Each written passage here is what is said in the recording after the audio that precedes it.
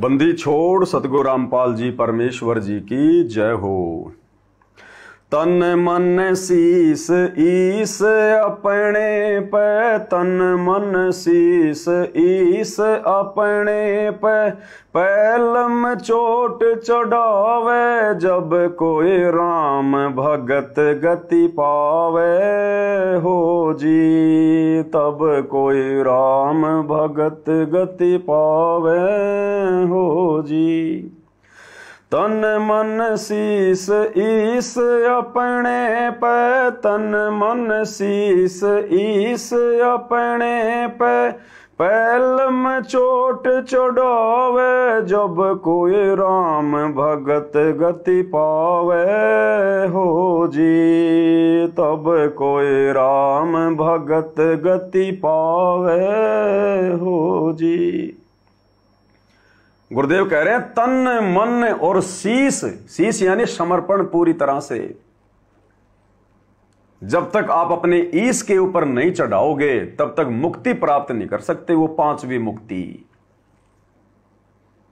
अब शीस अपने ईश पर उस समय चढ़ाएंगे जब हमें अपने ईश की पहचान होगी। अब 90% संगत अपना ईश यानी अपना इष्ट, अपना भगवान मान रही है एक कागज की दाढ़ी मूछ वाली कबीर जी की समझे जाने वाली मुर्दा फोटो। तो उस मुर्दा फोटो को अपना ईश मान के, इष्ट मान के, भाई चाहे तुम कितना ही तन मन धन चढ़ा दो, कुछ नहीं मिलेगा। पहचानना पड़ेगा जिंदा जगदीश कौन है, कहां है, वर्तमान में धरती पर कबीर कहां है, मेरा इष्ट कौन है, कहां है। मुर्दा इष्ट से बात नहीं बनेगी, जिंदा इष्ट चाहिए, जिंदा इष्ट। तो गुरुदेव के सत्संग हमें निष्कर्ष देते हैं कि वक्त गुरु कबीर परमेश्वर के यथार्थ 13वें कबीर पंथ में जिंदा जगदीश है, ईश है, इष्ट है। और अपने ही गुरु को इष्ट मानकर भक्ति करने से हमारी भक्ति सफल होगी।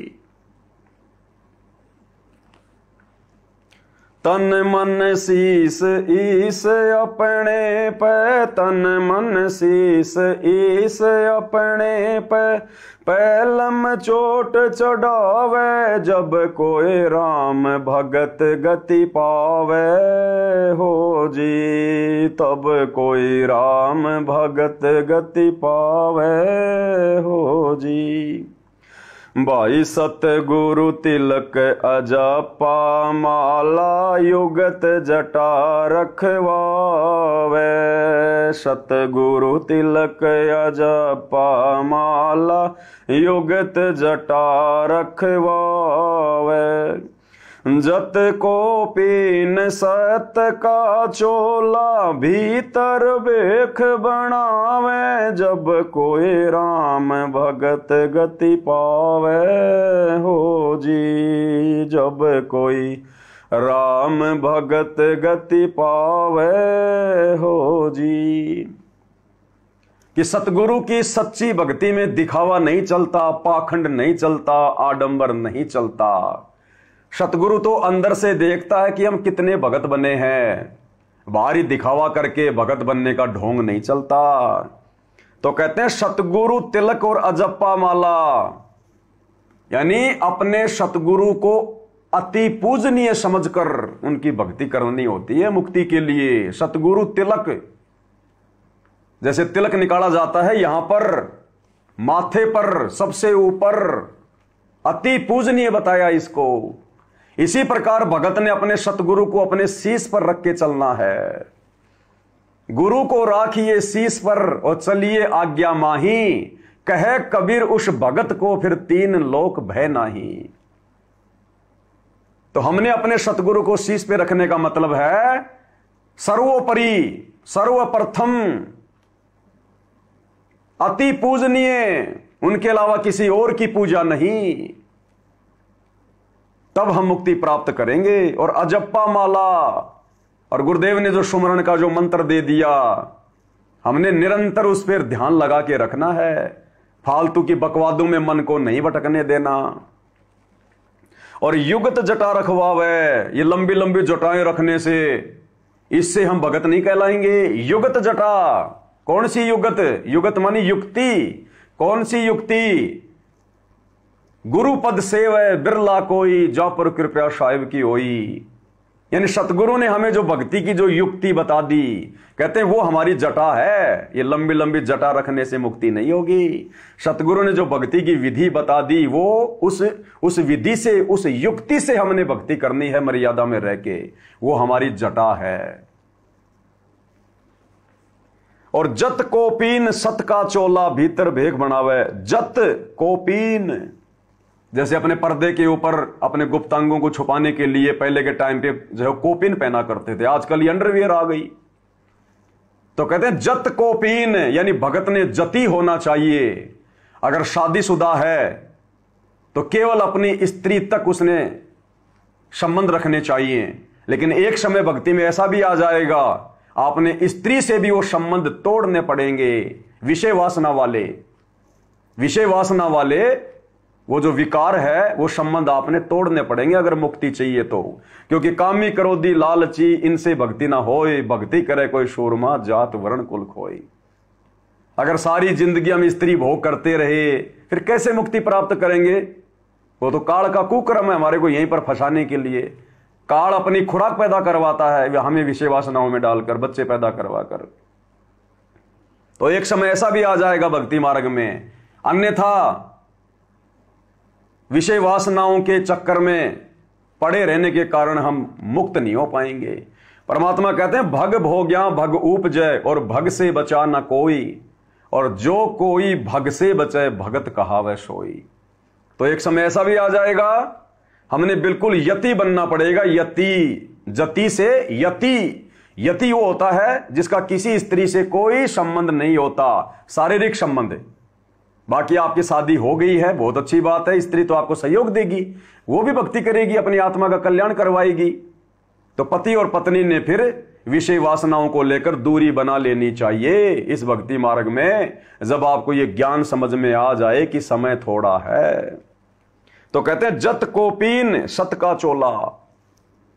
अन्यथा जब तक आपको यह ज्ञान इतनी गहराई से समझ में नहीं आता है और आपको सतगुरु की भक्ति मिल गई, तो कहते हैं जत कोपीन, यानी अपनी स्त्री तक सीमित रहना, व्यभिचार नहीं करना, दूसरे की मां बहन पर गंदी नजर नहीं डालना, अन्य औरतों से जारी नहीं करनी, अन्यथा मुक्ति से वंचित रह जाओगे। और सत का चोला, हमेशा सत्य भाषण करना चाहिए भगत ने, झूठ का सहारा नहीं लेना चाहिए। सांच बराबर तप नहीं, झूठ बराबर पाप, और जाके हृदय सांच है हे प्रभु ताके हृदय आप। और भीतर भेक बनावे, यानी अंदर से भगत बने। ये बाहरी दिखावा करने की जरूरत नहीं है, जैसे ये अनुपासना करने वाले भगवा गेरवा कपड़ा पहन के, दाढ़ी वाड़ी बढ़ा के, जटा वटा रख के, कई ये तिलक लगा के, और बाहर से भगत बनने की नौटंकी करते हैं, अंदर उनके विषय विकार ज्यों के त्यों घर बनाए बैठे हैं। कहते हैं भीतर भेक बनावे, अंदर से भगत बनो। जब कोई राम भगत गति पावे हो जी, जब कोई राम भगत गति पावे हो जी। भाई लोक लाज मर्याद जगत की तृण ज्यों तोड़ बगावे। लोक लाज मर्याद जगत की तृण ज्यों तोड़ बगावे। कामिनी कनक जहर कर जाने, वो शहर अगमपुर जावे। जब कोई राम भगत गति पावे हो जी, जब कोई राम भगत गति पावे हो जी। अगर मुक्ति प्राप्त करनी है इस कलयुग की बिचली पीढ़ी में, आज से पहले तो मौका मिलता ही नहीं। आज से पहले तो आत्माएं सतलोक जा ही नहीं पाती हैं, क्योंकि समय ही ये होता है, मोक्ष के द्वार, सतलोक के द्वार आत्माओं के लिए इसी समय खुलते हैं। तो कहते हैं लोक लाज मर्याद जगत की तृण, यानी तिनके ज्यों तोड़ बगावे। कोई लोक लाज नहीं करनी। इस भक्ति पर जब हम लगेंगे, सतगुरु के द्वारा बताई मर्यादा निभाएंगे, फालतू के ये त्योहार वगैरह मनाना छोड़ देंगे, सहयोग करना छोड़ देंगे, ब्याह शादी में दुनिया भर का दिखावा, लेन देन, दहेज घोड़ी, बैंड बाजा, बारात फरात, दुनिया भर का 56 प्रकार की मिठाइयां, गहने गाठी वगैरह, बड़े बड़े टेंट लगाना।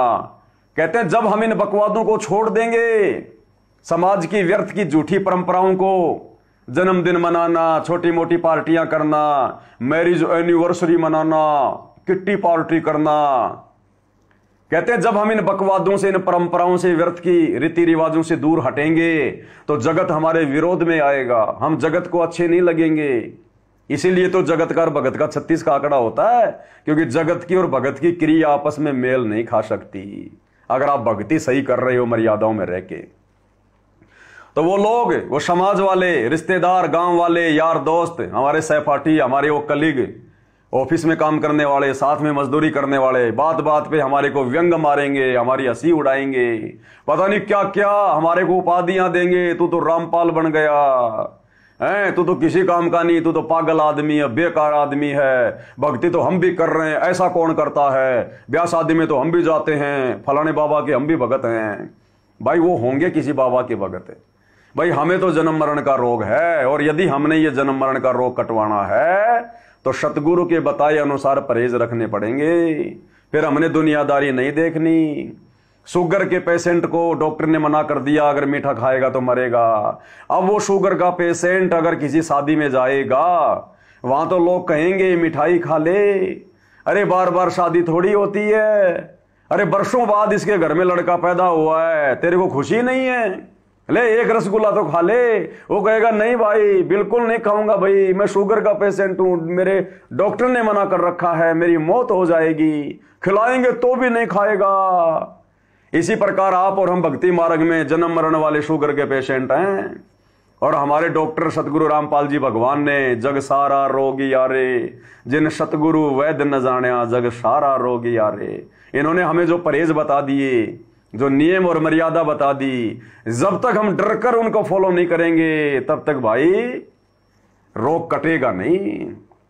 तो समाज तो पता नहीं क्या कहेगा, तू तो ऐसे रहती है जैसे कोई विधवा हो, ना कुछ नाक में पहनती, ना कुछ गले में पहनती, ना कुछ कान में पहनती, तेरा पति तो बहुत कमाता है। समाज में लोग तुझे क्या कहेंगे। अरे भैया, आज गुरुजी की मर्यादा तोड़ के, हीरोइन बन के, गहने गाठी धारण करके, भक्ति पूरी ना हुई, मुक्ति ना हुई, कल को मैं कुतिया बन के घूमूंगी, तब मेरे पति की और मेरी इज्जत कहां जाएगी। नंगी होके घूमूंगी, उस कुतिया की योनि में मुझे कौन ये सोने की बालियां पहनाएगा मेरे नाक में, मेरे कान में। तो भगत ने भविष्य को देखना चाहिए, अगम निगम को। मालिक कहते ना, परमेश्वर की वाणी है, अगम निगम को देख के बुद्धि विवेक विचार, उदय अस्त का राज मिले तो बिन नाम बेकार।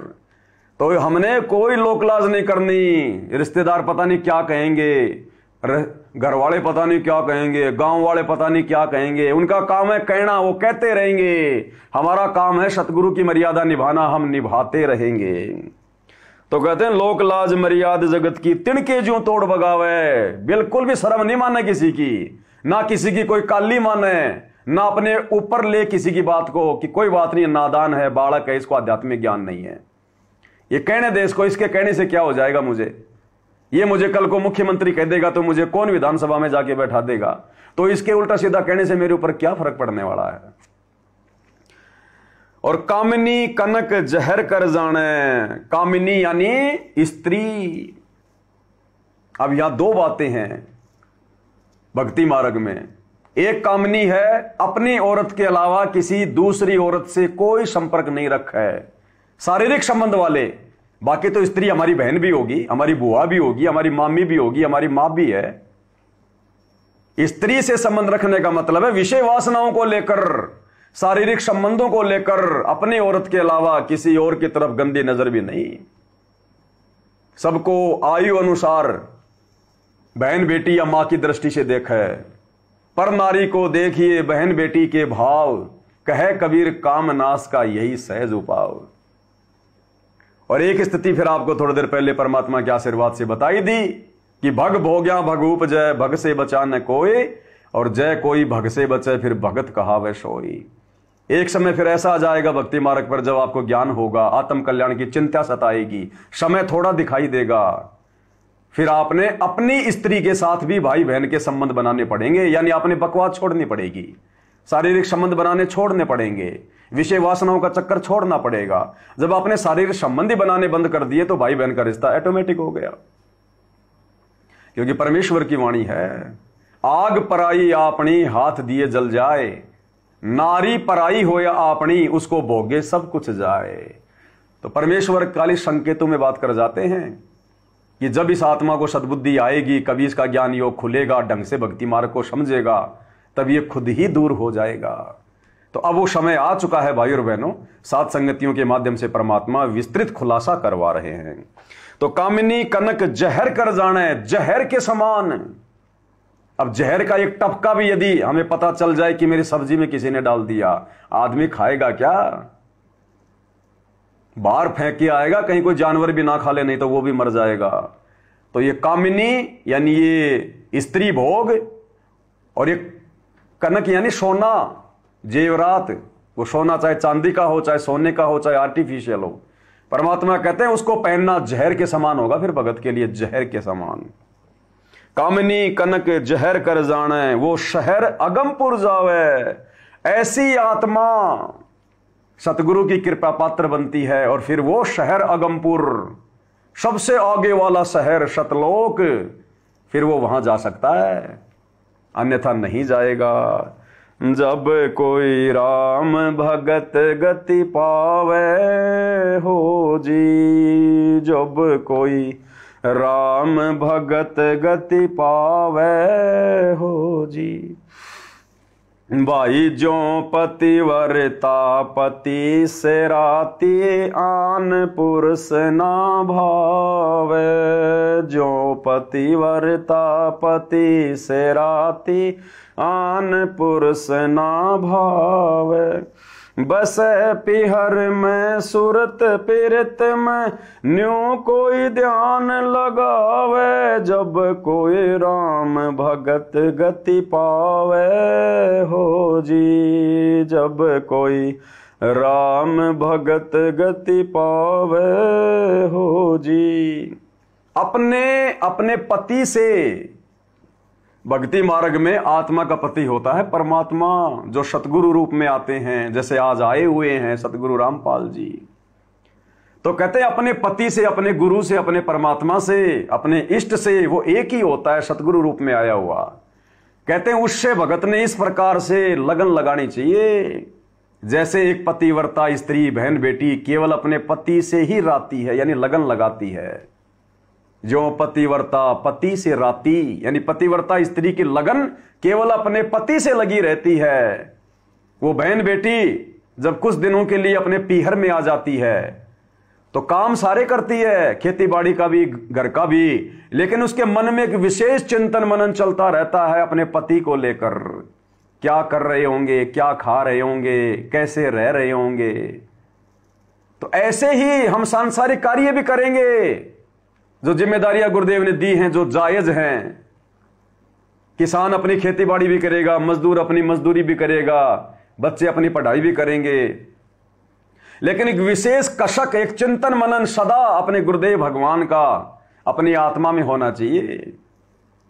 फालतू की सांसारिक बकवादों में ध्यान नहीं जाना चाहिए। कोई चुटकुलेबाजी, कोई हंसी मजाक कर रहे हैं, हमने वहां नहीं बैठना चाहिए, उनकी बातों पर ध्यान नहीं देना चाहिए, हमने दुनिया भर की बातों पे ध्यान नहीं देना चाहिए। एक विशेष चिंतन मनन अपने गुरु के प्रति होना चाहिए सदैव। और ये चिंतन मनन, जैसे हम लोग 3 समय की आरती करते हैं, वो गुरु जी से चिंतन मनन है। सुमरण करेंगे वो भी गुरु जी का चिंतन मनन है। 5 यज्ञ करेंगे वो भी गुरु जी का चिंतन मनन है। गुरु की महिमा करेंगे, कोई शब्द गाएंगे, वो भी गुरु का चिंतन मनन है। मन में सोचते रहेंगे गुरु जी के विषय में, भक्ति के विषय में, उनके उपकारों के विषय में, जो लाभ हमें देते हैं गुरुदेव, हम पे जो मेहर करते हैं, हमें सौ आपदाओं से हमें बचाते हैं, हमारी गुप्त समस्याओं को भी टालते हैं, हमें तो पता ही नहीं चलता कि गुप्त रूप में सब काम सार दे, जो भी विपदा आन पड़े। हमारी सैकड़ों समस्याएं तो ऐसी होती है जो काल पैदा करता है, जिनसे हम जिंदगी में बाहर नहीं निकल सकते, लेकिन सतगुरु गुप्त रूप में आप और हमें महसूस भी नहीं होने देता, उनको दूर कर देता है, समाप्त कर देता है। जैसे हम पहले महाभारत देखा करते थे टीवी में, उधर से एक आदमी अग्निबाण छोड़ता था, इधर से दूसरा छोड़ता था, और ऊपर आसमान में आपस में टकरा के फट जाया करते थे। ऐसे ही काल जो आपत्तियां हमारे ऊपर छोड़ता है, गुरु ऊपर की ऊपर ही समाप्त कर देता है। तो ऐसे गुरु का चिंतन मनन नहीं करें तो और किसका करें? तो कहते हैं जो पतिव्रता पति से राती आन पुरुष ना भावै। दूसरा व्यक्ति उसको देखा भी अच्छा नहीं लगता पति रूप में, बाकी तो उसका भाई भी होता है, उसका पति भी होता है, रिश्तेदार भी होते हैं, लेकिन पति रूप में किसी और का चिंतन मनन वो पतिव्रता बहन बेटी नहीं कर सकती। तो इसी प्रकार हमारा इष्ट, हमारा गुरु, हमारा भगवान, सब कुछ हमारे गुरुदेव। तो हमने अन्य किसी देव के विषय में, अन्य किसी साधु संत महात्मा के विषय में कोई चिंतन मनन नहीं। अभी इन आश्रमों के अंदर गरीबदास जी का बोध दिवस मनाया जाता है। गरीबदास जी तो 12वें पंथ के गुरु थे, एक संत थे। हम 13वें पंथ के पंथी हैं, हमारे गुरु सतगुरु रामपाल जी हैं। हम गरीबदास जी का बोध दिवस क्यों मनाएं? हमें गरीबदास जी की वाणियों से मतलब था, गुरु जी ने हमें बता दी। आदरणीय रामदेवानंद जी, हमने उनकी शक्ल भी नहीं देखी, जो हमारे दादा गुरु जी कहलाते हैं। उनकी फोटो हम अपने दरबार में रखते हैं। पंडित चिदानंद जी, कभी सौपन में नहीं देखा उनको, उनकी फोटो हमने दरबार में लगा रखी है। गरीबदास जी के दरबार में लगा रखी है। दाढ़ी मूंछ वाले नकली कबीर के दरबार में लगा रखी है। बताओ हम कहां से पतिव्रता आत्मा है, पतिव्रता भगत है? इन सबको हटाना पड़ेगा। केवल भगत के दरबार में, भगत के लोकेट में, भगत के घर में, हर जगह गुरु के अलावा कोई दूसरी सूरत दिखाई देनी नहीं चाहिए। तो कहते हैं जो पतिव्रता पति से राती आन पुरुष ना भावे, और बसे पीहर में सुरत प्रीत में न्यू कोई ध्यान लगावे। हम संसार में रहेंगे, सांसारिक कार्य भी करेंगे जो आवश्यक है, लेकिन विशेष ध्यान और कशक हमारे गुरुदेव भगवान में रहनी चाहिए हमारी। वो हमारा ध्यान है, उससे हमारा ध्यान यज्ञ भी बन रहा है। ये ध्यान लगाना होता है सतगुरु के भक्ति मार्ग में। जब कोई राम भगत गति पावे हो जी, जब कोई राम भगत गति पावे हो जी। बाई निंदा स्तुति मान बढ़ाई, मन से मार गिरावे। निंदा स्तुति मान बढ़ाई, मन से मार गिरावे। अष्ट सिद्धि की अटक न मान, आगे कदम बढ़ावे। जब कोई राम भगत गति पावे हो जी, जब कोई राम भगत गति पावे हो जी।